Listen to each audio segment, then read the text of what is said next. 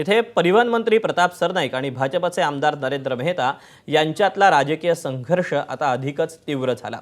आमदार नरेंद्र मेहता यांनी मंत्री प्रताप सरनाईक आणि त्यांच्या समर्थकांवर जागा हडपण्याचा गंभीर आरोप केला। कासारवडवलीच्या भाईंदरपाडामध्ये भूमिपुत्र असलेल्या भोईर कुटुंबाच्या मालकीची सुमारे 1219 चौरस मीटर जमीन बळकावण्यात आल्याचा आरोप मेहतांनी केला। मेहतांनी पोलीस स्टेशन गाठून सरनाईकांवर गुन्हा दाखल करण्याची मागणी केली। मेहता यांनी आपले कार्यकर्ते, नगरसेवक आणि महापौरांसह कासारवडवी पोलीस ठाण्याला भेट देऊन भोईर कुटुंबियांना न्याय देण्याची मागणी केली।